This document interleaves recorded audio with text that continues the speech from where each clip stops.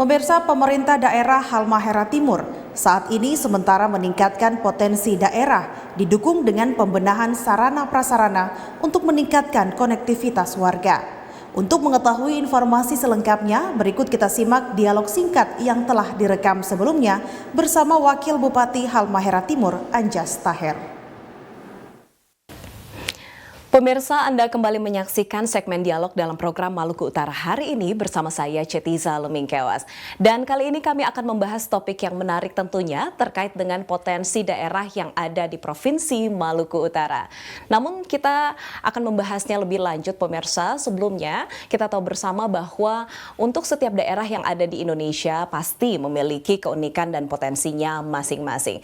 Termasuk juga di Provinsi Maluku Utara, dalam hal ini Kabupaten Halmahera Timur yang memiliki sejuta potensi yang terus dikembangkan oleh pemerintah daerah setempat maupun juga masyarakat. Nah, lalu seperti apa potensi yang ada di Kabupaten Halmahera Timur dan program prioritas apa saja yang saat ini sementara ditingkatkan oleh pemerintah daerah setempat?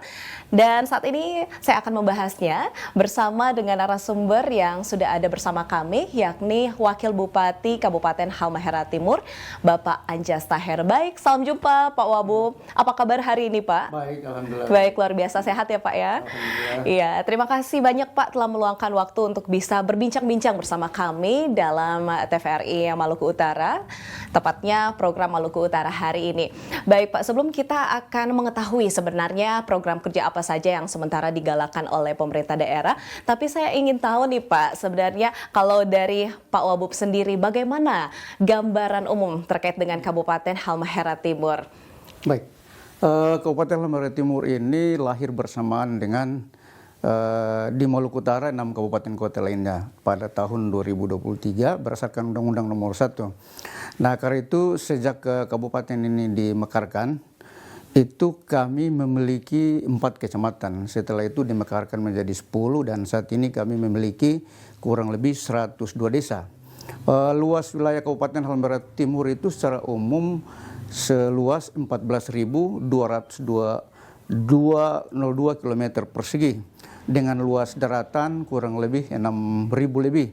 Jadi kalau luas daratan Halmahera Timur itu merupakan wilayah yang terluas kedua di Provinsi Maluku Utara setelah Halmahera Selatan. Nah, tantangan kami saat ini dan saya kira setelah dimekarkan 20 tahun yang lalu itulah soal infrastruktur. Karena memang salah satu tujuan atau harapan dari pemekaran kabupaten-kabupaten di Maluku Utara itu adalah memotong rentang kendali, lalu kemudian bagaimana meningkatkan aksesibilitas dan interkonektivitas di antara wilayah desa, kecamatan menuju ke kabupaten dan kota. Nah, sehingga secara umum tantangan kami itu adalah soal infrastruktur, jalan dan jembatan, kemudian juga infrastruktur pendidikan, kesehatan dan lain-lain. Nah, kalau ditanya soal potensi, kami memang memiliki potensi wisata yang luar biasa. Di wilayah Maba Utara dan Wasile Utara, kebetulan wilayah kami itu berhadapan dengan wilayah Morotai dan kemarin memang di 10 Bali Baru, kemudian Ikain, Halmahera Timur, Halmahera Tengah dan Halmahera Utara itu menjadi buffer daripada 10 Bali Baru itu.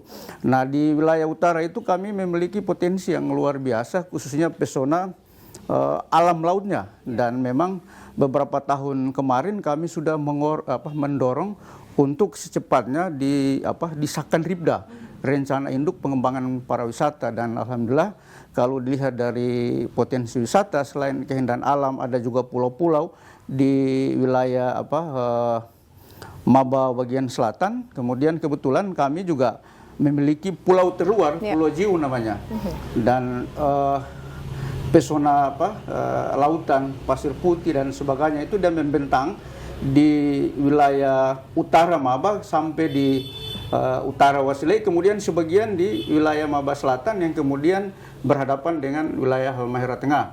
Dan ini yang ke depan akan kami dorong sebagai destinasi wisata baru untuk mendukung pengembangan pembangunan wilayah di Halmahera Timur. Baik, artinya memang selain peningkatan sosial ekonomi masyarakat, tetapi juga pariwisata ya yang sementara digenjot oleh pemerintah Kabupaten Halmahera Timur.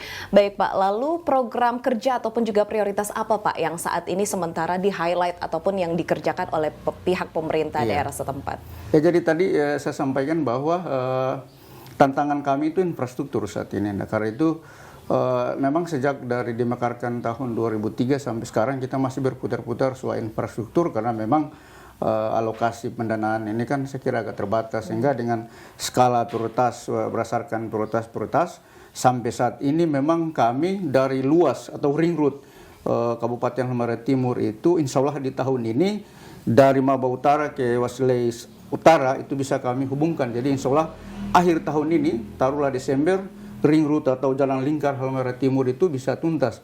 Karena itu saya kira sampai saat ini memang tantangan utama kami itu adalah infrastruktur, khususnya jalan dan jembatan sehingga menyebabkan tingkat inflasi di daerah itu cenderung meningkat. Selain inflasi daerah, saya kira juga kemiskinan ini justru disebabkan karena soal infrastruktur yang belum seluruhnya bisa teratasi sehingga hasil-hasil produksi pertanian dan perikanan masyarakat itu belum bisa terserap secara baik ke pasar. Demikian juga rantai pasokan barang dan jasa, baik dari Ternate, Tobelo, Manado, dan Surabaya yang masuk ke Halmahera Timur itu juga belum bisa terdistribusi secara baik, sehingga menyebabkan harga-harga menjadi mahal. Karena itu juga saya kira ke depan kami terus berusaha untuk meningkatkan sarana dan prasarana jalan, kemudian perhubungan.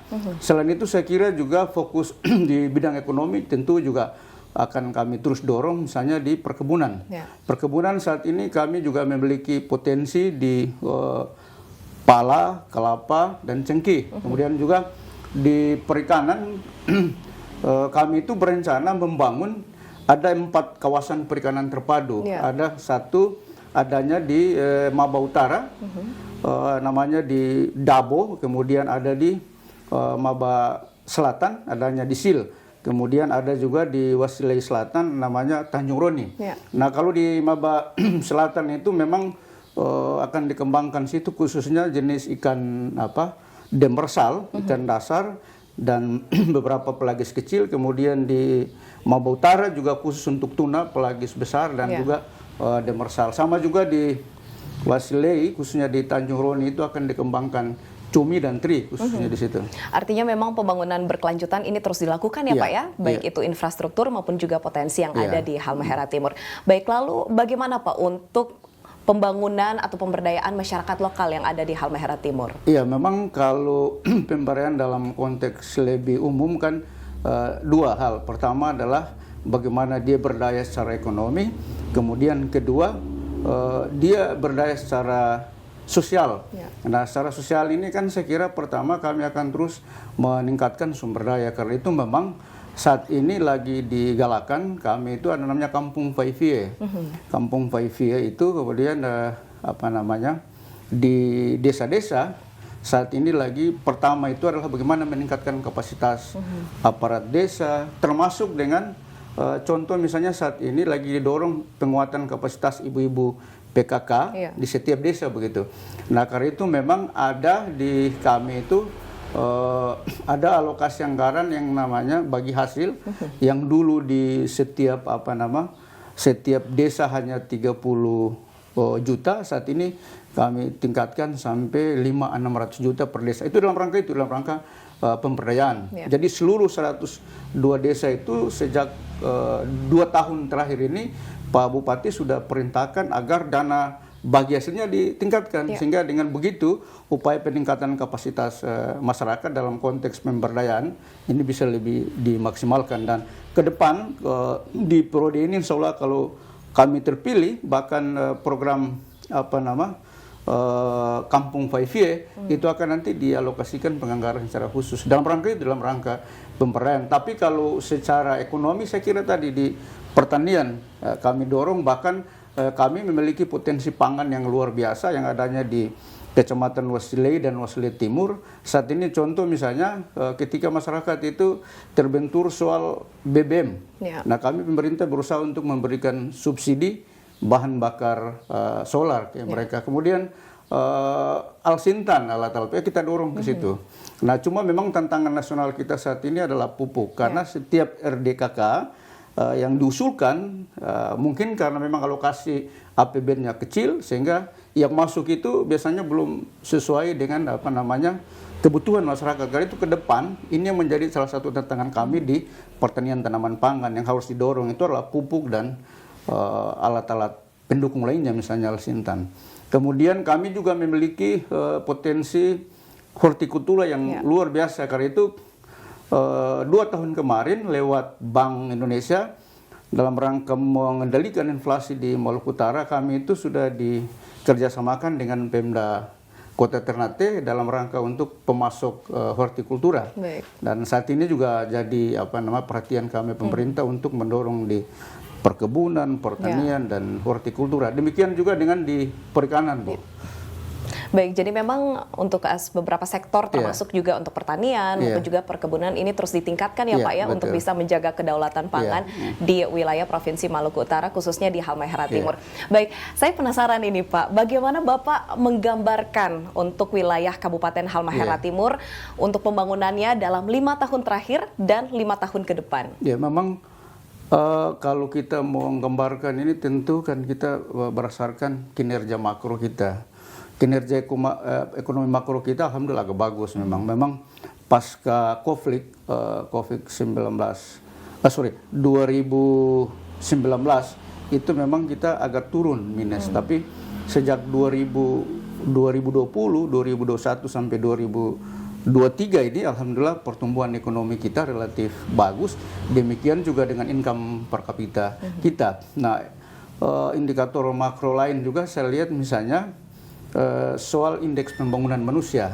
Indeks pembangunan manusia kita itu cenderung naik. Karena indeks pembangunan manusia ini adalah indeks yang mengkombinasikan 3 aspek. Nah, indeks ini juga mencerminkan keberhasilan pembangunan di bidang pendidikan, kesehatan, kemudian ekonomi. Nah, dengan indeks ini kemudian nanti menggambarkan seberapa besar kemajuan dan keberhasilan pembangunan di Halmahera Timur. Dan saat ini berdasarkan indeks itu kami cenderung menaik. Demikian juga dengan sebelum saya dan Pak Ubaid itu dilantik sebagai Bupati dan Wakil Bupati, Halmahera Timur itu dinilai sebagai daerah yang tidak inovatif begitu. Nah ini kan sebetulnya tidak terlalu menyenangkan bagi kami. Karena itu sejak 2021 kami dilantik, kemudian 2022 kami coba menggenjot upaya-upaya inovatif di daerah dan alhamdulillah saat ini kalau kita cek data di 10 kabupaten kota di Provinsi Maluku Utara, alhamdulillah Halmahera Timur itu sudah masuk sebagai daerah yang paling inovatif di Provinsi Maluku Utara. Itu satu. Kemudian kedua, sebelum kami dilantik juga, yang menjadi tanggung jawab negara kepada masyarakat itu adalah soal bagaimana negara itu memberikan kesejahteraan kepada rakyat. Salah satu adalah di bidang kesehatan. Saat ini kami di bidang kesehatan, kalau dulu kita hanya menerapkan kesehatan gratis itu di puskesmas, pustu, rumah sakit. Sekarang tidak. Seluruh warga Halmahera Timur yang kurang lebih 96.000 lebih itu sudah kami jaminkan lewat BPJS. Sehingga Halmahera Timur sudah masuk di kategori UHC, Universal Health Coverage, artinya kesehatan semesta. Seluruh rakyat Halmahera Timur itu dijamin lewat BPJS. Kemudian selain itu Halmahera Timur sudah bukan daerah tertinggal lagi. Halmahera Timur sudah masuk daerah rentas. Nah, selain itu juga kemiskinan kita, kalau sebelum kami dilantik 2020 itu kemiskinan Halmahera Timur itu masih 15% lebih. Artinya juga peningkatan beberapa sektor maupun juga potensi daerah ini terus dilakukan begitu ya oleh pihak pemerintah daerah. Baik, terakhir Pak, imbauan maupun juga harapan bagi masyarakat maupun juga sinergitas sejauh ini dengan pemangku kepentingan terkait khususnya untuk di wilayah Kabupaten Halmahera Timur seperti apa Pak? Silakan. Baik, pertama bahwa Halmahera Timur ini sebetulnya saya sering menyebutkan sebagai miniaturnya Indonesia di Maluku Utara. Karena di Halmahera Timur itu sangat majemuk, bermacam suku bangsa ada di situ. Karena itu yang terpenting dalam rangka mendukung upaya bagaimana kemajuan pembangunan itulah persatuan dan kesatuan masyarakat untuk terus dijaga dan semangat persaudaraan itu harus terus dijaga dengan stabilitas dan kondusivitas wilayah. Saya kira ini akan menjamin dan mendorong percepatan pembangunan di Halmahera Timur dan saya berharap seluruh stakeholder di Halmahera Timur bisa mendukung aktivitas pembangunan di Halmahera Timur. Mungkin Baik, itu. artinya memang tidak hanya peran dari pemerintah saja begitu ya Pak ya, namun juga sinergitas antara masyarakat maupun juga pihak-pihak terkait untuk bisa membangun wilayah Halmahera Timur ke depannya dan tentunya untuk bisa mencapai generasi atau Indonesia Emas 2045. Baik, terima kasih banyak Pak Wakil Bupati yang tentunya telah berbincang-bincang dan memberikan informasi yang sangat bermanfaat bagi kami, khususnya pemirsa TVRI Stasiun Maluku Utara dalam program Maluku Utara hari ini. Dan semoga sehat dan sukses selalu Bapak dan tentunya selamat bertugas kembali. Amin. Baik pemirsa, demikianlah akhir jumpa kita dalam dialog singkat program Maluku Utara hari ini. Dan nantikan tentunya topik-topik yang menarik yang akan kami bahas ke depannya terkait dengan isu maupun juga aktivitas masyarakat yang ada di Provinsi Maluku Utara. Sampai jumpa.